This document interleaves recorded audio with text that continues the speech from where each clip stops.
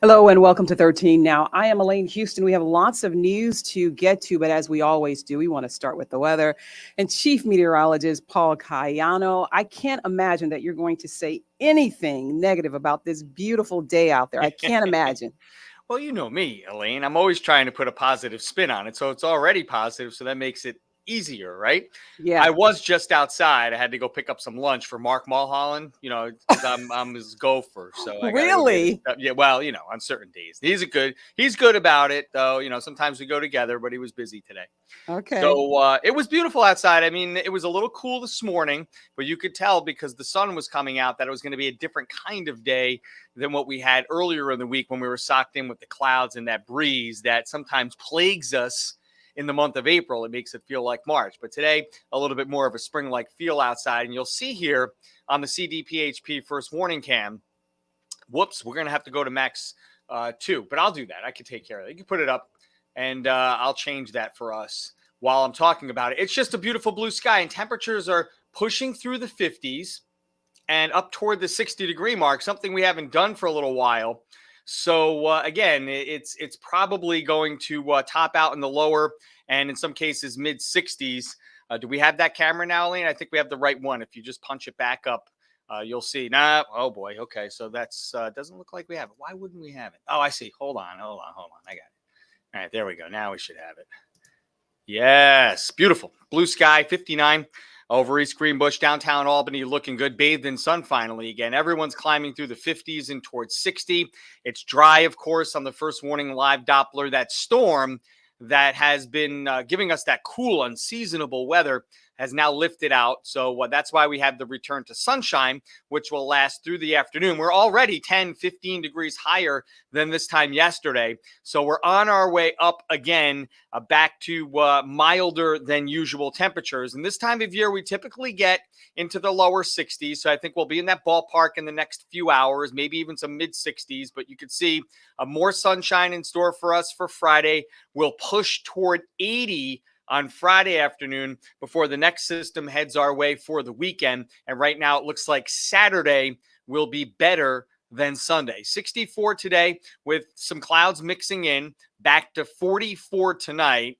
And then we'll make a run at the 80-degree mark on Friday. Still in the 70s Saturday. We put a shower in for the end of the day, but I think we're going to get through the day dry.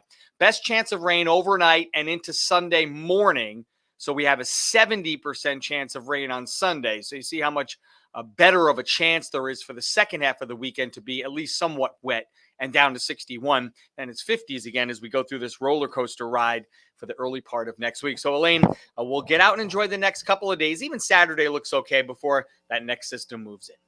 And I was feeling badly because it's been such a seesaw type of week that I had turned my heat off, but then I had to sneak and turn it back on. So now I see that we're going to be in the 80s. I'm going to have to get rid of it again, turn it off, but that's Yeah. okay. And sometimes you can just power through it, right? Where you turn off the heat and the AC and just live with what it is. But this weather pattern doesn't call for that because when it's warm, it's hot. Yeah. And when it's cool, it's cold. So Yeah. you've really needed the heat or the AC for every day over the last 7 to 10 days. It's just been a funky pattern. Yeah. All right, Paul. Thanks. Okay. And when we turn to news now, it has been quite a news day. Some breaking news that I want to start off with this afternoon, and it's coming from Schoharie and the Schoharie limo trial. And the judge today, this morning, and the state appeals court released a decision to deny a motion from Hussain, the operator of the limo company, which was involved in that 2018 crash, which killed 20 people in Schoharie.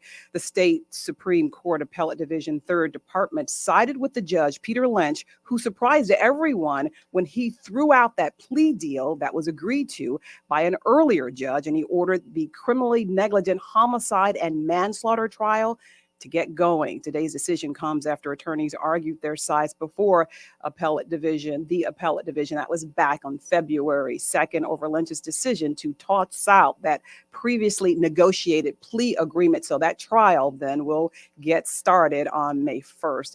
Also, there is a vigil tonight to honor Kaylin Gillis. It will take place tonight at the Fort Hardy Park in Schuylerville. That's from 7 until 8 tonight. And so a lot of people, a lot of emotions, as you might have imagined, have been coming out all week in regards to what happened over the weekend. Kaylin died over the weekend when a car she was in drove onto the private property of a man named Kevin Monahan.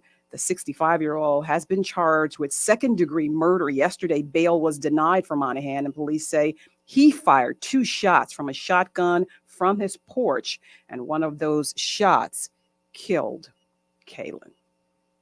And then tonight at 5:30, I am talking to 2 sisters on my Today's Women Report. These are sisters who are creating a local version of Dancing with the Stars. These sisters are raising money to support leukemia and the Lymphoma Society. And local celebrities are being paired with professional dancers.